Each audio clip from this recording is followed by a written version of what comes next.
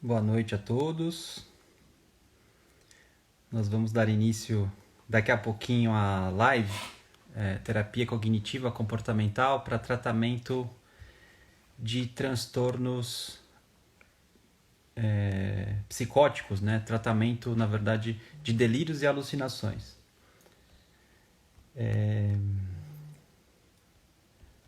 Estou só conectando com a Edela, que vai estar conosco. Estou esperando a Edela conectar e ela vai comigo iniciar um bate-papo, uma conversa. Todos são convidados para fazer perguntas, comentários, né? Conforme eu for desenvolvendo a temática. Então, estou só aguardando a Edela entrar para que a gente comece, tá bom?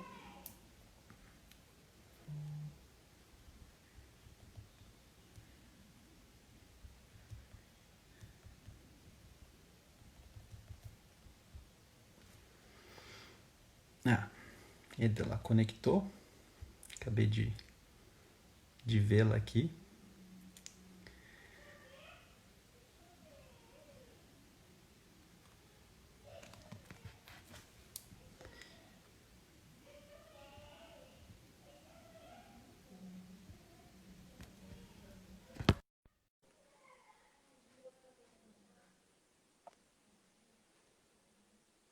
Sabrina, boa noite.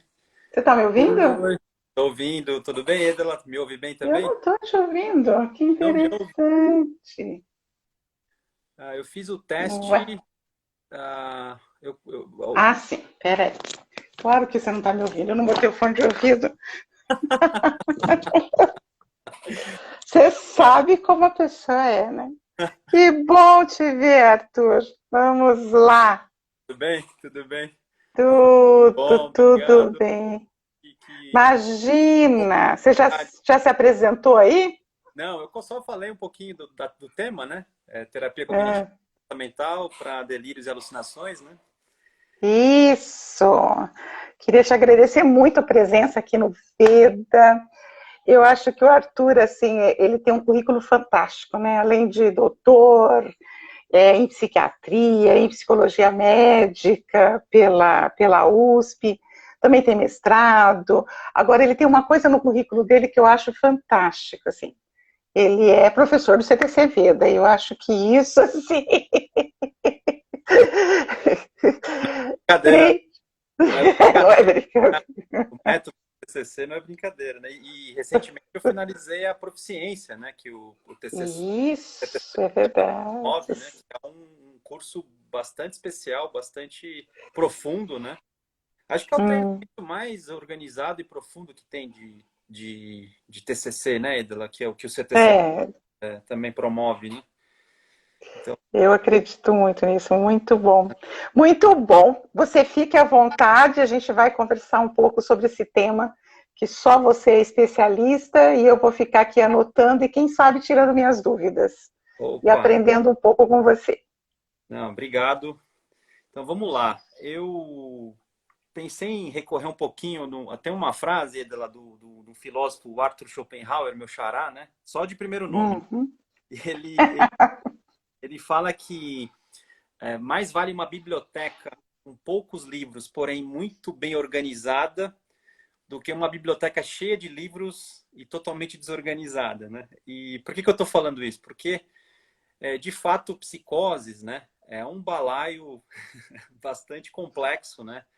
Principalmente quando você pensa em psicoses na esquizofrenia. Então, você tem muitos aspectos para serem tratados, né? A TCC, ela é uma abordagem terapêutica baseada em evidências arrojada e ao mesmo tempo ousada, porque ela dá conta de muitos dos sintomas, mas ao mesmo tempo a gente tem uma hora para conversar e é uma live, então o que eu vou fazer? Eu vou bastante tranquilo, focando alguns pontos, né? A gente não vai dar conta de falar de tudo que dá para fazer com Uhum. alucinações e delírios, né?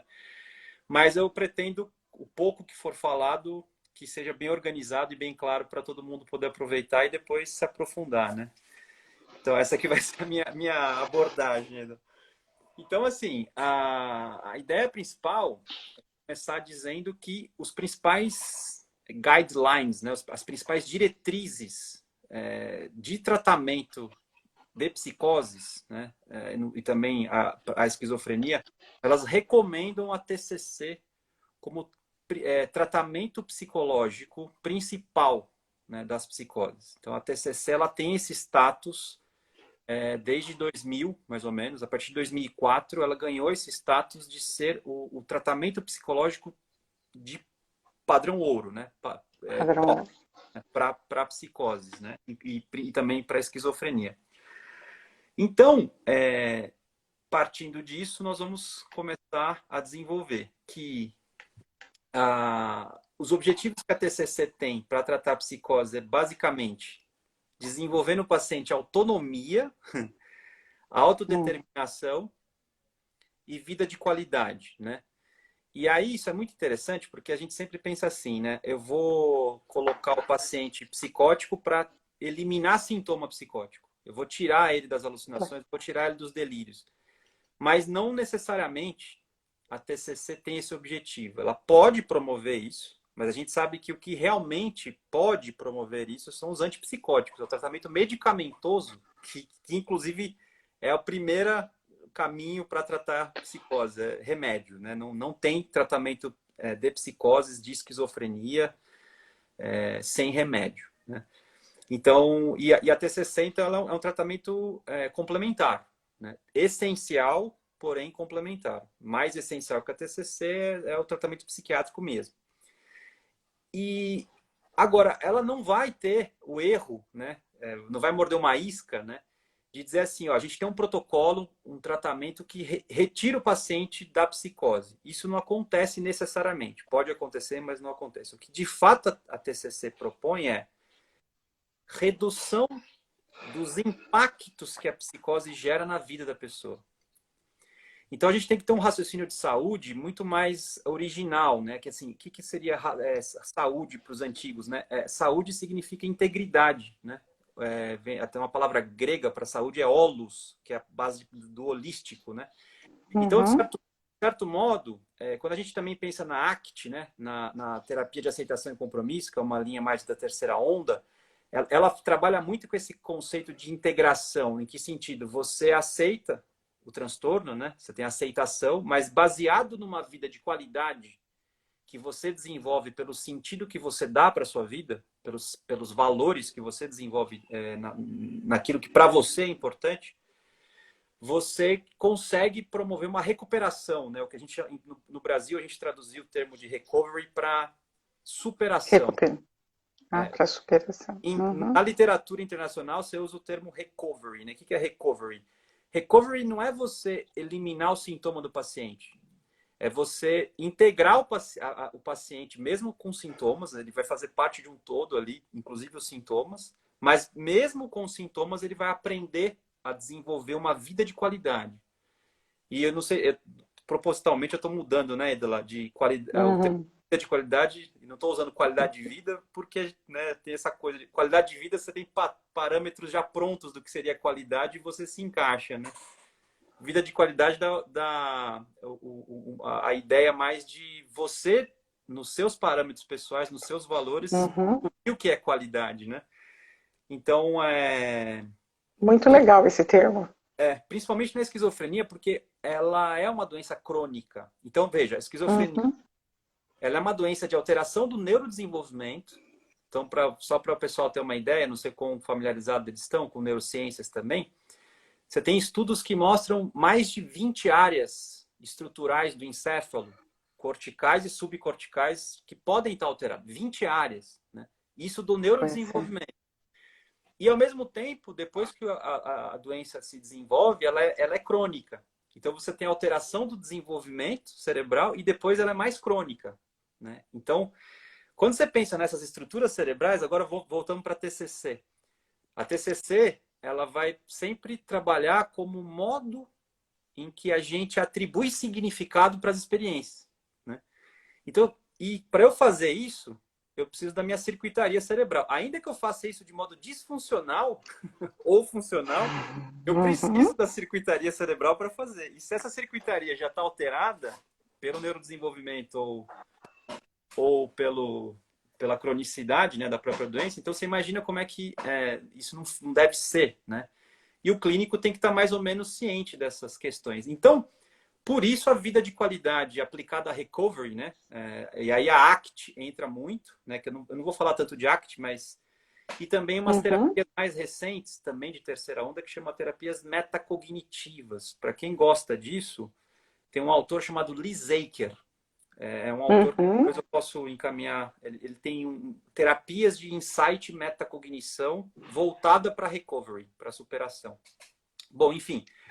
Então, fechando essa primeira parte aqui, a TCC, então, ela sim, ela vai visar no tratamento da esquizofrenia redução do impacto da psicose, revisão do impacto dos delírios da alucinação e promoção de uma vida de qualidade junto com recovery, junto com superação. Uhum. Superação.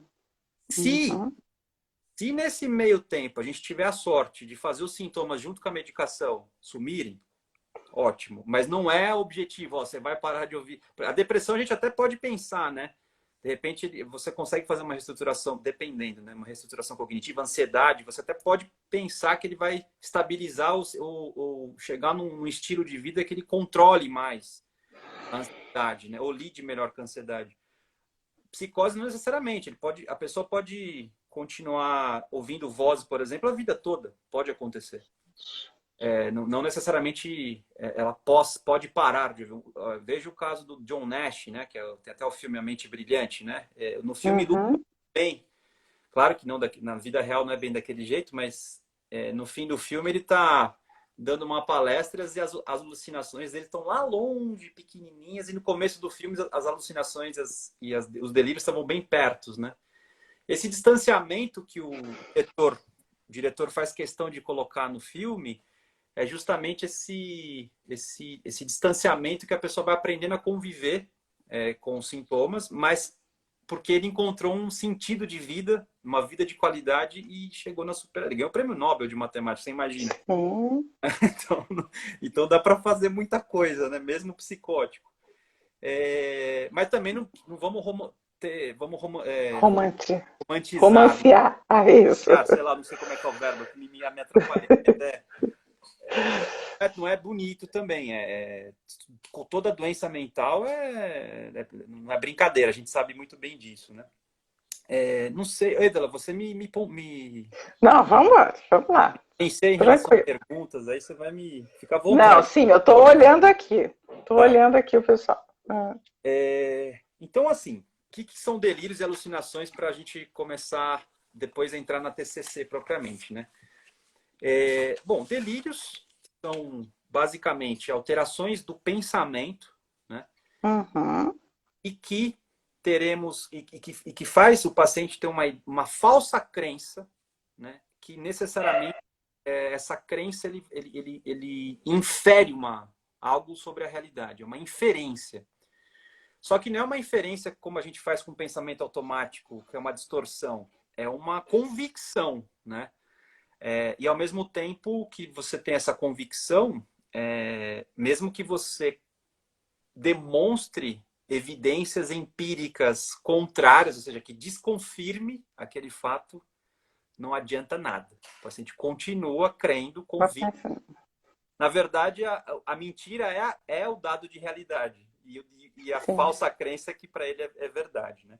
E isso tem que ser compreendido porque, de fato, essa realidade subjetiva do paciente ela vai se sobrepor à realidade objetiva e ponto final, né? E quase nada consegue modificar isso, a não ser bloqueio dopaminérgico mesmo, antipsicótico mesmo, algo realmente químico, né? Para talvez controlar isso. Mas a gente sabe que 30%, pelo menos 30% dos pacientes são refratários a remédio, ou seja, eles permanecem com sintomas, né?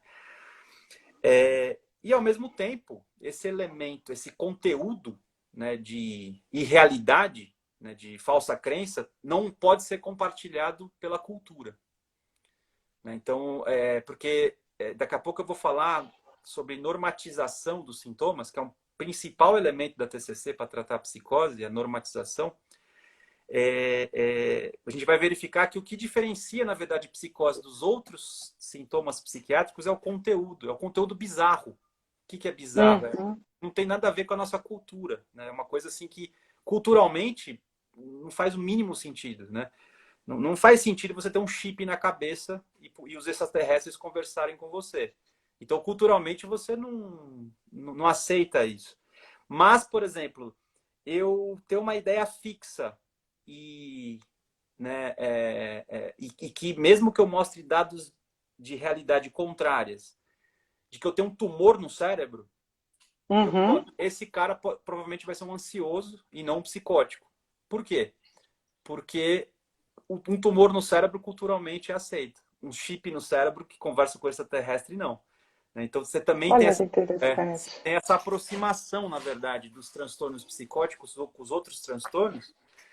O que diferencia, na verdade, é o conteúdo. Claro que tem uma questão de pervasividade que a gente fala, né? Que pervasividade é um elemento como se fosse uma enzima, um fermento, que ele vai preenchendo. Sabe quando você põe um pouquinho de fermento na massa e a massa inteira cresce? O delírio é isso, né? Ele é como se fosse um fermento. Ele começa com uma ideia, mas daqui a pouco toda a mente do indivíduo está em função daquilo. Isso talvez é o que também diferencie um pensamento disfuncional de um delírio propriamente. O delírio ele é inteiro, na mente inteira fica em função disso, né? E aí depois a gente tem as alucinações. Então, ó, os delírios é alteração de pensamento, são alterações de pensamento. As alucinações são alterações senso-perceptual, né? De senso-percepção. Ou seja, é um dos 5 sentidos que ficam alterados. Então você tem uma falsa... Eu não gosto desse termo, eu já vou explicar por quê. Mas o termo correto é uma falsa percepção, uma falsa sensação. Então, a pessoa escuta uma voz que não existe, né? Ela sente um cheiro que não existe. A pessoa às vezes come uma comida e sente um gosto de veneno, porque acha que estão envenenando ela. Aqui você tem alucinação e delírio juntos, né? A pessoa está delirando de que estão querendo matá-la, ela come a comida e sente o gosto, né? Do veneno na comida. Do veneno. Então aqui a mescla, né? É muito comum delírio e alucinação acontecerem juntos. Mas, na verdade, um dos objetivos do tratamento é dissociar uma coisa da outra. Porque na verdade, não são o mesmo fenômeno, né? São fenômenos distintos e o paciente conseguir discriminar isso é bem importante. Então isso. Peraí, só tem uma pessoa que está perguntando que na faculdade, enfim, né? Por que delírios e alucinações negativos? O que quer dizer essa história do negativo? Então, será que ele não está confundindo com sintomas negativos? Provavelmente. A gente tem na esquizofrenia 5 dimensões de sintomas, né? Que quando a gente está falando de psicose, nós não estamos necessariamente falando de esquizofrenia, tá? Existem outros transtornos que não são a esquizofrenia, não é a esquizofrenia, mas na esquizofrenia você tem uma classe de sintomas que chamam sintomas negativos, né? E os psicóticos são chamados sintomas positivos. Então, na verdade, eu não saberia dizer o que ele é, pelo que eu Mas eu acho que é isso que está falando, do que é sintoma negativo e positivo. Ah, tá.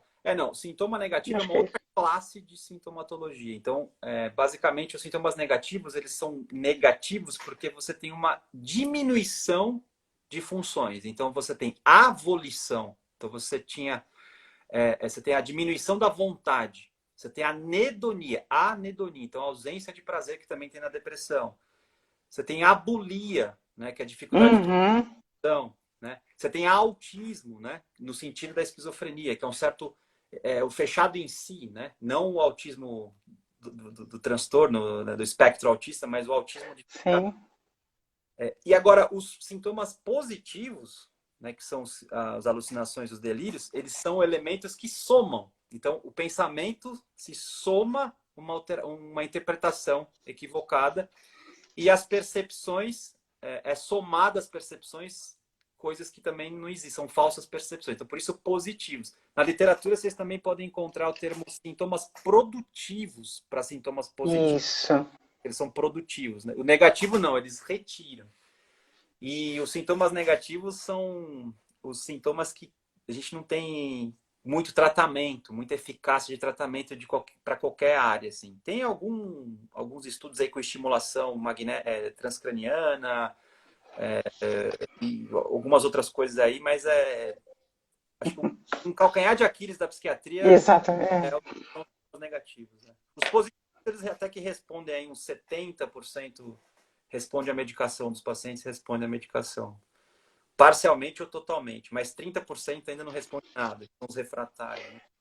A Camila corrige uma coisa que ela disse, não foi bem exatamente isso que ela quis dizer. Ela quis dizer por que sempre são conteúdos negativos, ou seja, são ruins.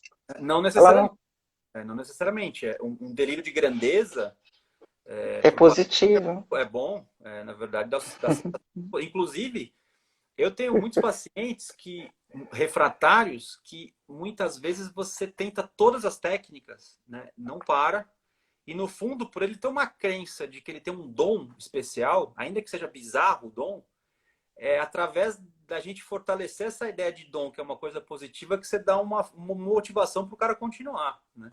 Então, tem delírios que tem conteúdo positivo, sim. Agora, grande parte é persecutório, é negativo mesmo. Mas aí, a gente vai ter que aprofundar um pouquinho. Porque, assim, todos os delírios, que eu não cheguei ainda lá, né? Mas a formulação padrão, né, tradicional, protocolar dos delírios, Edela, eles vão ter sempre dois vieses, pelo menos, cognitivos. Né? Um viés de egocentrismo, a psiquiatria usa o termo autorreferência. Né? Então, o que isso quer dizer? O cérebro do paciente faz ele interpretar as coisas tudo direcionado para ele. Né? Todo mundo tem um pouco essa tendência. Né? A gente sempre tende a... Sim. Se alguém está falando ali, será que estão falando de mim? Né? Mas aí a gente rapidamente já joga uma flexibilidade. Ah, não, o cara riu ali, mas nem foi de mim e tal. E você vai embora e esquece. Né? O paciente ele não consegue se libertar dessa ideia de que não foi para ele ou que é uma outra possibilidade. Né? Quando você faz um questionamento socrático, um exame de evidências, né? A gente consegue, mais ou menos, faz um exame de evidências e fala, eu não tenho evidência nenhuma de que eles riram de mim. Né? Quando eu tenho um viés egocêntrico ou autorreferente, é para mim. E aí vem o delírio e diz, eu tenho certeza que ele riu da minha cara, ele está me humilhando. E não é só que ele riu da minha cara, ele está me humilhando e mais. Todos do mundo sabem porque isso é emanado, né? Né? E as mentes são antenas que captam essas informações. E aí vai, né? E aí o segundo ponto, então o primeiro viés é o egocêntrico, e o segundo ponto é necessário. Desculpa, eu falei que são dois, mas são três. O segundo ponto é a crença de vulnerabilidade, o esquema de desamparo, né? É bem comum. Então, veja, tudo é direcionado para mim e eu estou desamparado. Então, uma coisa é tudo direcionado para mim e eu me sinto competente para lidar, amparado. A outra coisa é tudo direcionado para mim e eu estou lascado, não tem para onde ir. Né? E, por fim, a gente chama de locus de controle externo, que a gente chama de um viés de atribuição, né? Ou de causalidade externa. O que é isso? Tudo que acontece é exterior, né? E aí, somado à minha crença de desamparo, assim, eu tô à mercê de, né? Não tem nada que eu possa fazer, estou desamparado e tudo é direcionado a mim. Né? Aí é um pouquinho, tem também o viés de intencionalidade, ou seja, tudo que acontece tem a intenção de me ferir, né? Tudo que acontece tem a intenção de causar algum mal. Então, esses são vieses que se você pensar nos elementos que vão compondo um delírio, a TCC ela vai conceber na etiologia de um delírio, a partir do modelo cognitivo, ela vai considerar esses elementos aí para formar lá na frente o surto delirante, né? Edela, se eu tiver prolixo... Não, vamos lá, vamos embora. Tá bom, o pessoal tá fazendo um monte de pergunta. Você falou, explicar um pouco o que é pseudo-alucinação? Pseudo-alucinação? É uma ideia que não chega. Bom, vou ser bem sincero, eu nunca ouvi esse termo, sabia? Em psicopatologia. Pode ser que seja uma falha minha, mas eu não. Eu É. conheço sintomas subsindrômicos, que não chega a formar um delírio franco, mas é uma ideia persistente, que é muito comum num quadro chamado pródromo, né? Que é um pré-psicótico. Uhum. Mas delírio, né? Pode ser que seja uma falha, Pseudo-alucinação. pseudo-alucinação, pode ser que seja uma falha minha aí de. Agora, existem, obviamente, experiências psicóticas que é comum na, na sociedade de modo geral. Tem estudos, por exemplo, na Europa, por exemplo, milhares de pessoas todo mundo preenche questionários sobre experiências bizarras, né? Uma vez na vida, assim. E a frequência de experiências psicóticas alucinatórias assim é muito mais alta do que a gente imagina. A porcentagem é bem alta, eu não vou me lembrar o número. Eu não sei se entraria nisso que ela está falando, mas esse Uhum. termo específico eu vou até pesquisar. Eu nunca ouvi pseudo-alucinação, mas tudo bem, depois vivendo a gente vai aprendendo, Tá. eu vou pesquisar também. É, Bom, vamos lá. Qualquer outra pergunta vai me... Tem uma coisa que chama aqui, tem várias, assim, são tantas perguntas, já falei para você, a gente vai ter que fazer uma aula mesmo, certo, dessa história. Olha, é muita pergunta, muita, eu tô aqui com o dedo que eu tô assim, vamos lá. Tem delírios e alucinações são sintomas de quais transtornos psiquiátricos? Não, delírio e alucinação ou psicose é que nem febre, tá? Eu posso ter uma cirurgia cardíaca e no pós-operatório eu alucino, né? Sim. Eu posso ter um tumor cerebral, que é um problema neurológico, e alucinar. Eu posso fumar um baseado e alucinar, né? Aliás, adolescente, 300, 400%. A psicose aumenta a chance em função de uso de droga, né? E o que a gente vê de ideologia, né, sobre liberação de drogas o cérebro não está preparado na adolescência para receber THC, né? Então é muito, muito complicado. Então, Privação de sono, né? então, Privação de sono, dor. isso, experiência hipnose. Às vezes, por hipnose, você pode induzir a pessoa a alucinar, delirar, né? Dor crônica. Você tem, por exemplo, psicose em função de alteração de humor. Então, você tem a depressão psicótica, você tem na bipolaridade com a possibilidade de psicose. Então, psicose é uma coisa que é que nem febre. Pode acontecer, em demências acontece. Então, você nunca pode pegar, assim, dizer assim, o que é comum.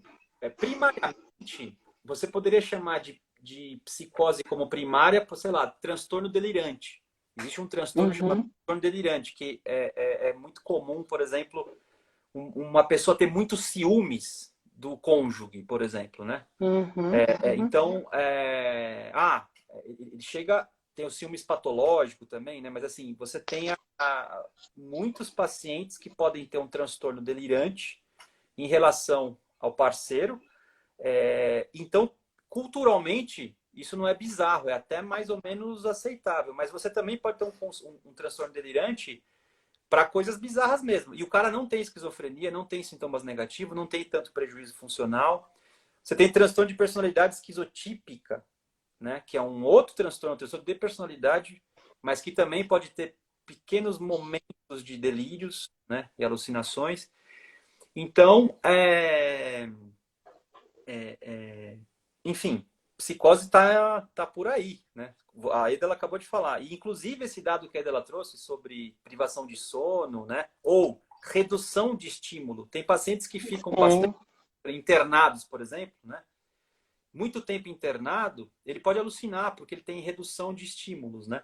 E isso é muito Sim. interessante para você normatizar o paciente. Uhum. Quando o paciente que tem delírio ou alucinação, você pega e mostra para ele, olha, isso que você tem é muito mais comum do que você imagina, ó, pessoa que tem privação de sono também tem, ele se sente muito mais normal, né? É o Uhum. objetivo da Uhum. normalização, né? Você tirar o estigma do próprio paciente. O paciente tem estigma de si mesmo, né, por ter essas experiências. Então, isso é muito importante no momento da terapia, da TCC, é normalizar. Só mais uma coisa sobre não vai ter, eu acho que você não termina a sua aula hoje, sua Pode, live hoje, vamos lá.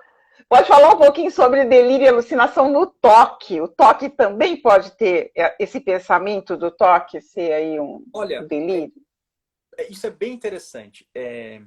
O que pode acontecer, e é muito difícil diferenciar clinicamente, assim, porque tanto um delírio quanto uma alucinação, quanto um pensamento obsessivo, e na verdade, como todos os sintomas psiquiátricos, todos, na verdade, são intrusivos. São ideias Uhum. que invadem, né? A gente coloca essas ideias como uma distorção, né? Mas talvez essa, na verdade, você é invadida por uma ideia tipo assim, nossa, é um pensamento automático, né? Por exemplo, nossa, esse negócio aqui que eu tenho é um tumor, né? Um pensamento obsessivo que pode ter vou machucar meu filho, né? E aí o cara não chega perto do filho porque acredita que vai machucar o filho. Agora, se ele só tem uma sensação. Porque o que diferencia o toque da psicose nesse caso? Ele tem um pensamento obsessivo intrusivo, só que o pensamento intrusivo no toque, ele é necessariamente grudado ou associado à realidade também, Verdade. mas não como interpretação delirante, como uma fábula, uma trama, né? É tipo assim, ó, entra no meu pensamento assim, vou machucar meu filho. Então, na cabeça dele, ele tá machucando o filho dele, o filho já tá machucando, né? Então, por exemplo, uma vez eu atendi um paciente que ele ficava assim, ó, você não tem noção da dor que ele sentia muscular, assim, porque se ele abrisse a mão, a mãe dele morreria, né? Então, ou seja, isso daqui não é um delírio, né? Isso aqui é o seguinte, é um pensamento intrusivo, embora seja bizarro, Uhum. pensamento intrusivo.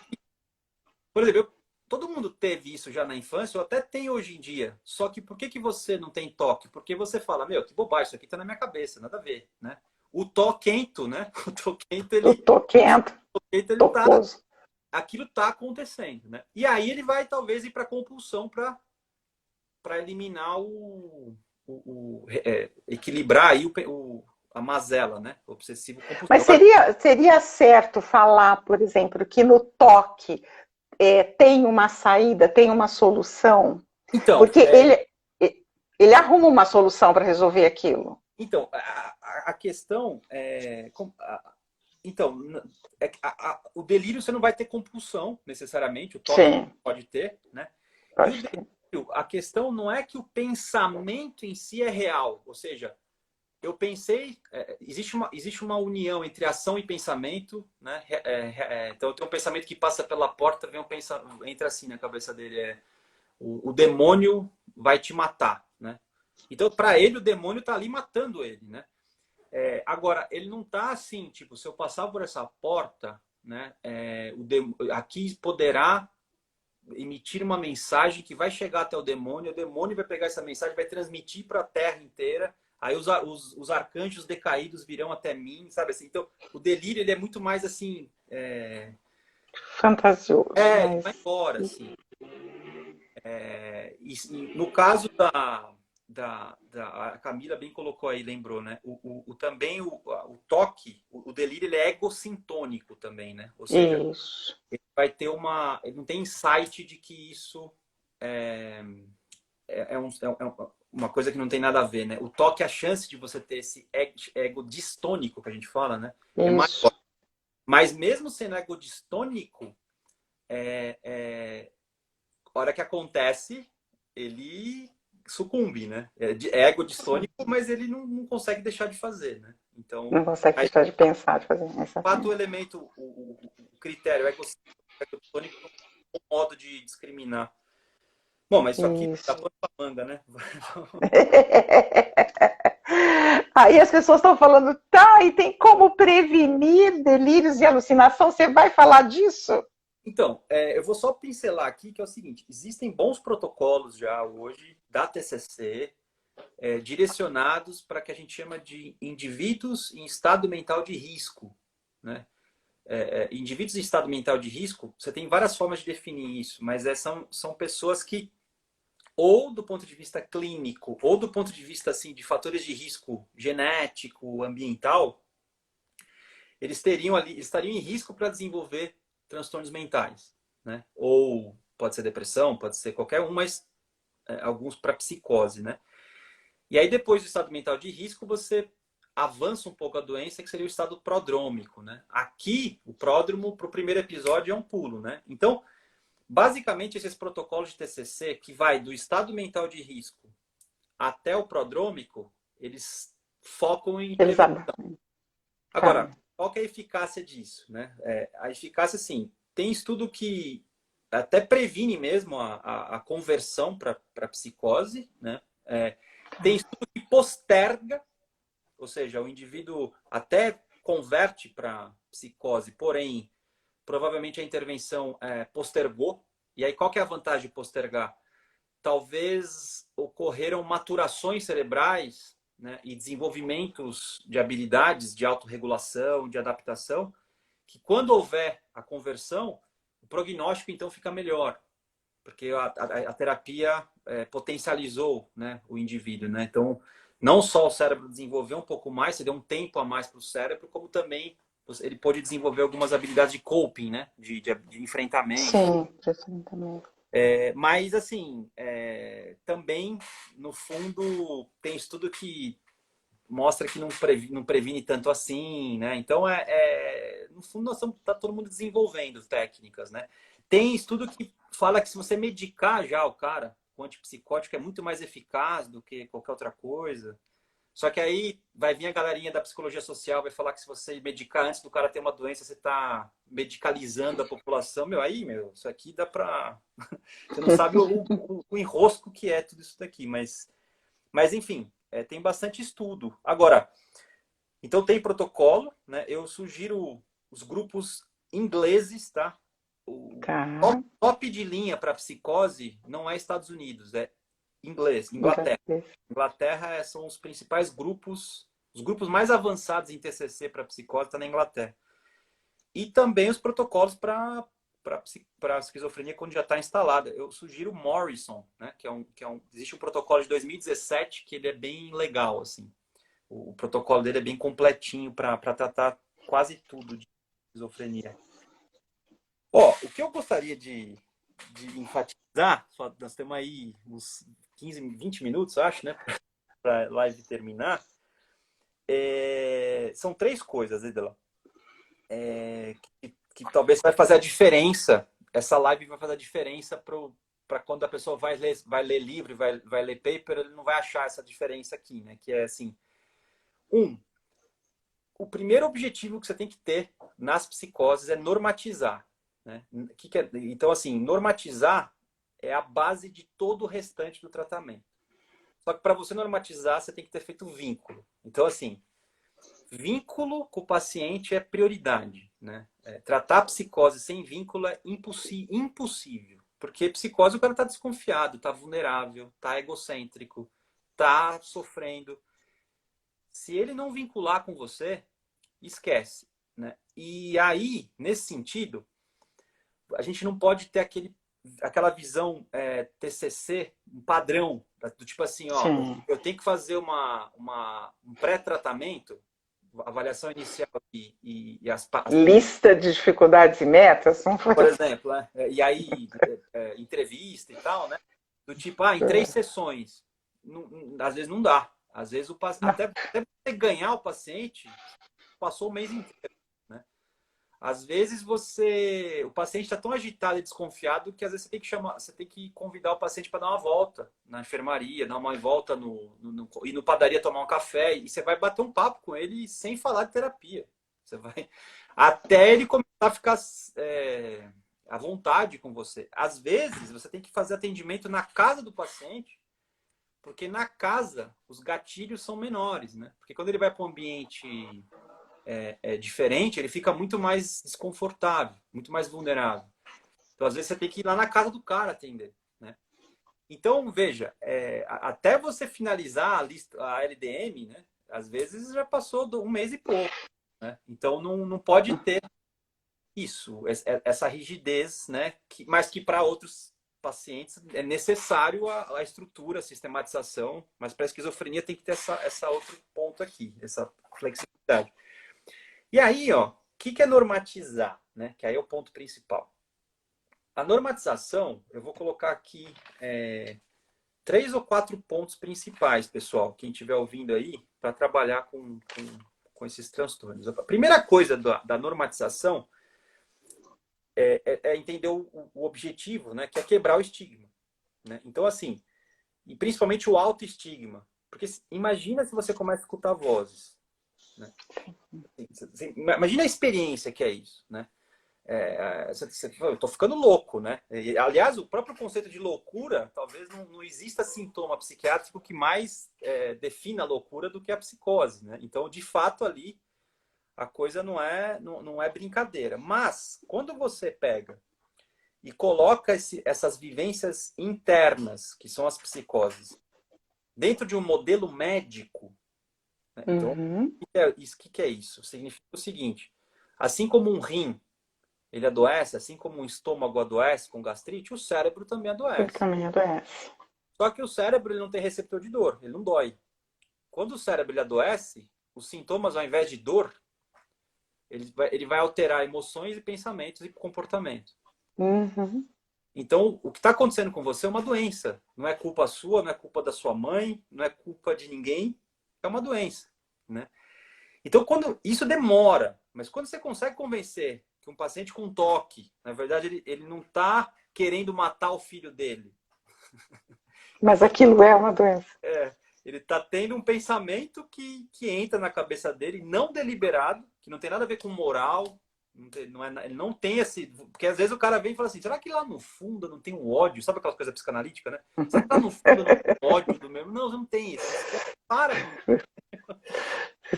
É um sintoma. É um sintoma. Né? Assim, é uma doença. Né? Então, por incrível que pareça, interpretação do delírio não faz isso. Né? Se você quiser fazer, faz depois em casa, né? Sozinho. Mas com o paciente, assim, todo respeito, né? Assim, é um sintoma. E se o paciente entender que é um sintoma, a vida dele vai melhorar. Mas muito, muito, muito, muito, muito. É um divisor de águas. O paciente entender que aquilo é uma doença e não é um fato objetivo propriamente. Difícil fazer isso, porque o paciente tem déficit cognitivo, tem baixo insight, é egocintônico, mas mesmo assim a gente tem essa meta aí. Aí o terapeuta fica bravo. É assim por diante. E a maneira de fazer isso tem várias. Por exemplo, eu uso muito o Anthony Hopkins, sabe o ator? Sim. O Anthony Hopkins escuta vozes. Né? E tem relatos dele falando como é que ele lida com as vozes que ele escuta.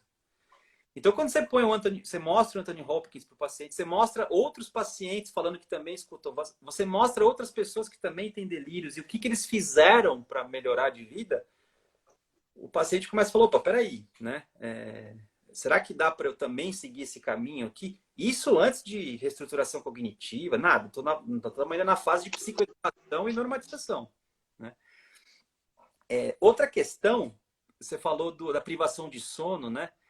É você justamente mostrar que psicose é um fenômeno mental que pode acontecer, inclusive, com gente saudável. É só você colocar o cérebro sob estresse ou sobre determinadas condições que o cara psicotiza. Né? Tem 2 coisas que eu mostro que são interessantes, que ajudam o paciente a começar a ter insight. Tem um exercício que é feito que você fica de olho no olho com uma pessoa assim, não pode falar nada, né? E você fica lá uns 20, 30 minutos e não pode mudar o olho, assim, né? Você tem que ficar encarando a pessoa. Não sei se... Eu já tive uma experiência dessa por 5 minutos, é bem ruim, assim, né? Porque é um exercício de mindfulness, só que encarando uma pessoa, assim, né? De cara. O que acontece é que depois de uns 20 minutos ou 30, algumas pessoas começam a ter alucinação visual. O rosto da pessoa começa a deformar. Começa a fazer a boca da pessoa faz um negócio assim e tal. Isso é uma experiência de alucinação auditiva. Visual, perdão. Visual. Uhum. E a pessoa não tem esquizofrenia, mas você percebe? Você causou uma alteração na percepção dela, o que seria uma espécie de alucinação. Né? É uma alucinação propriamente. Então, quando você consegue comunicar para o paciente que um contínuo, em que de um lado você tem uma mente não psicótica e a outra ligado a esse outro polo, uma mente psicótica e tem graus aqui, também o paciente fala, pô, a minha mente está sintomática, mas qualquer outra mente também pode ficar, né? Aqui você também equaliza, né? Você também normaliza. Perfeito. Sem, obviamente, deixar de considerar que o impacto que uma psicose tem, eu normalizo, mas o impacto está lá do mesmo jeito, né? Não é, eu só tô criando um caminho para tratar. Não vamos achar que por normalizar a gente está resolvendo o problema. Não está, não, né? Só estamos criando um ambiente rico para isso, né? Estamos começando. Desculpa, começando. Está começando o tratamento. Eu gosto muito, Edela, de também usar, eu já vou parar essa parte de normatização, o raciocínio que a gente começou a fazer o quanto que o modelo cognitivo, na verdade, normaliza sintomas psiquiátricos de modo geral. Porque assim, ó, quando eu pego pelo modelo cognitivo e entendo, por exemplo, depressão, né? A depressão, ela é o quê, né? Basicamente, a pessoa vai ter um viés autodepreciativo, né? Ela vai ter um viés desmoralizante e um viés de ineficácia, de modo geral, né? Sim. E aí o que acontece? Esses vieses todos, são distorções da realidade. E mesmo que você... Tem muito paciente com depressão crônica que você faz toda a reestruturação cognitiva, você melhora. Claro que melhora. Quando ele consegue modificar os pensamentos automáticos, quando ele trabalha os esquemas, ele vai melhorando. Só que se ele esquecer, às vezes, de lembrar que ele tem que substituir os pensamentos, ele deprime de novo.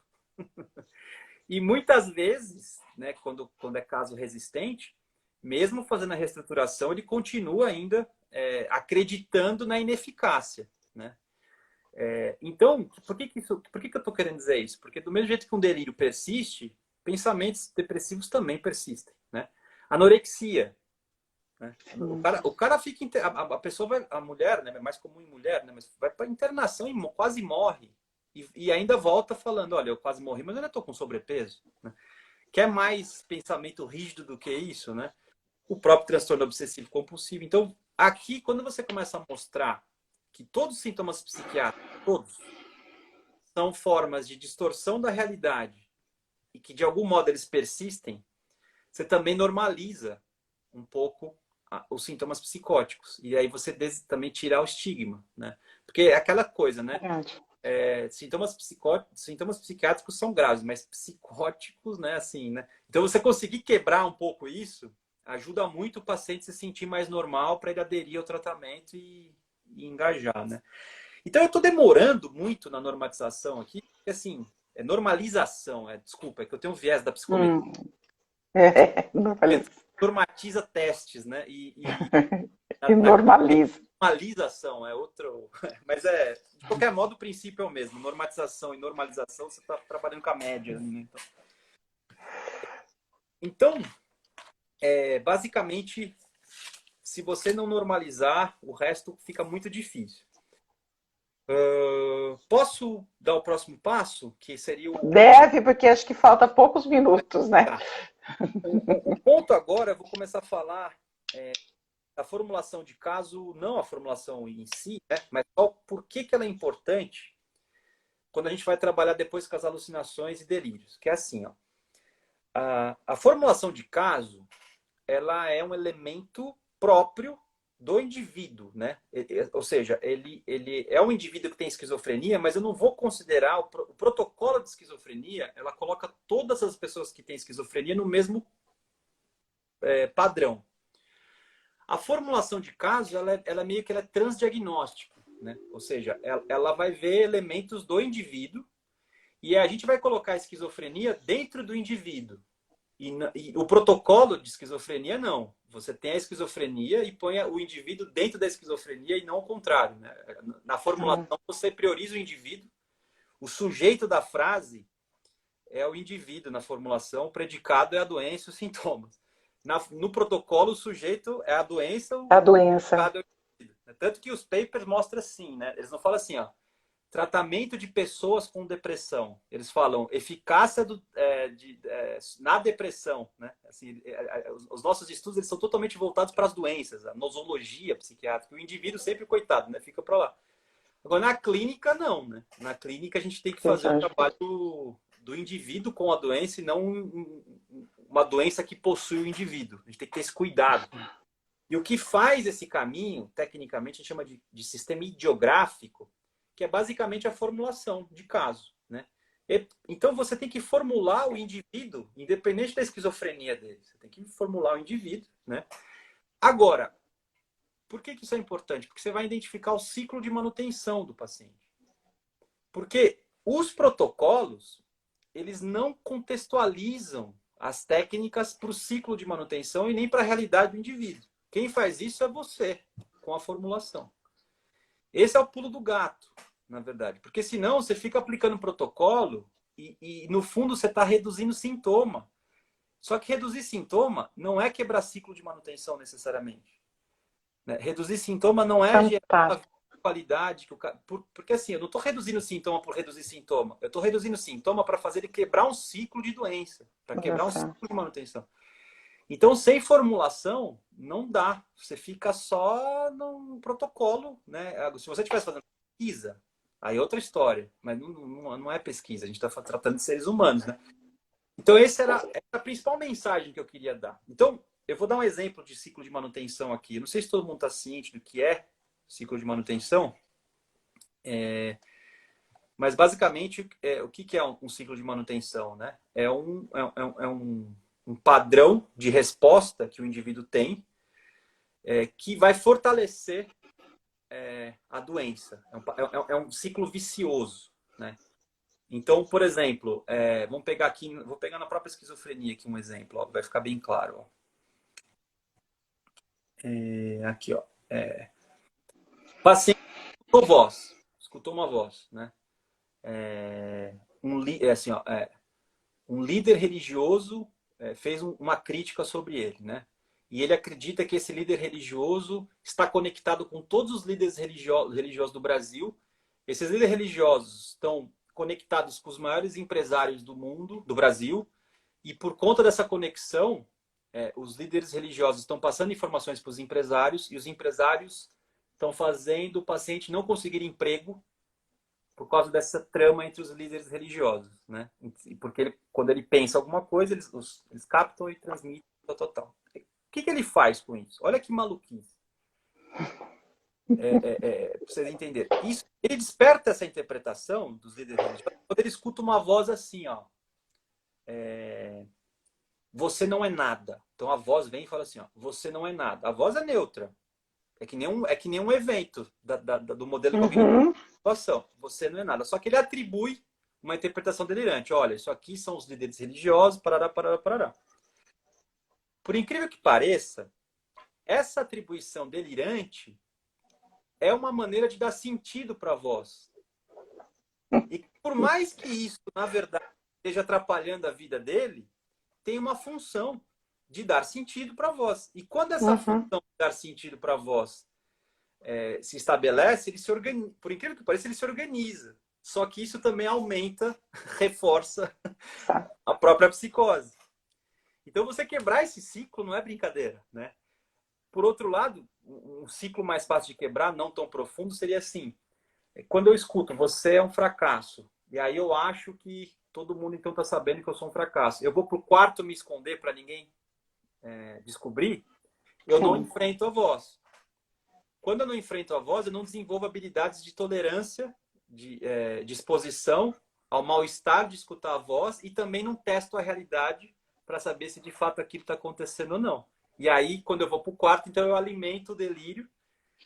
E continua. Comportamento de segurança que seria Então, veja, quando eu vou quebrar um ciclo de manutenção, eu não quero só reduzir sintoma. Eu quero quebrar esse negócio aqui, ó, né? Então, talvez, ao invés de eu discutir com o paciente a interpretação, eu vou discutir com eles por que ele vai para o quarto. Eu não vou entrar na discussão, porque agora não é o momento de eu falar para ele que a alucinação talvez seja uma coisa errada, equivocada. Até porque ele vai até concordar com você, talvez, para você parar de encher o saco dele. Porque, na verdade, ele não vai acreditar, ele vai continuar acreditando no delírio. Mas, quando a gente fala dos prejuízos que ele tem de ir para o quarto, talvez ele entenda esses prejuízos e aí você vai trabalhar coping Sim, de enfrentamento, enfrentamento. do fato, né? E aí, aqui você está quebrando um pouco o ciclo de manutenção, né? Um pouquinho, né? Perfeito. Pouquinho. Mas, Edela, tá faltando 3 minutos para acabar, acho A assim. gente, exata, não, 3 minutos mesmo. E assim a gente tem que parar. Tem que parar. Enfim, teria tanta coisa, né, para debater e eu tenho esse meu jeito Olha, muito, muito protocolo, eu vou falando, né? Então, enfim, depois a gente vê o que a sai. gente tem. Eu acho que eu e o Arthur, a gente combinou, com o CTCV e o Arthur combinamos da gente promover uma aula, então, sobre isso, né, Arthur? Já E está acertado, a gente vai fazer essa aula. legal, Então, a gente queria era agradecer mesmo todo mundo. E aí, tivemos quase 120 pessoas, então, Arthur. maravilha, que maravilha. Bastante gente aí interessada no tema, né? Que bom, te agradeço, Uhum.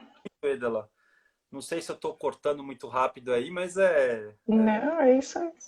que precisar. Eu não sei se tem mais algum outro ponto que vocês dá. Não vai dar tempo de falar. Eu acho que a gente pode pegar esses pontos aí e a gente anunciar essa aula e a gente fazer É, uma aula completa sobre esse assunto. Aí acho que faz por uma plataforma que a gente possa discutir e perguntar e fica mais fácil. tá bom. Gente, obrigada, viu? Obrigada, Arthur, obrigada a todo mundo presente. Acho que foi fantástica essa explicação e a gente está muito feliz mesmo.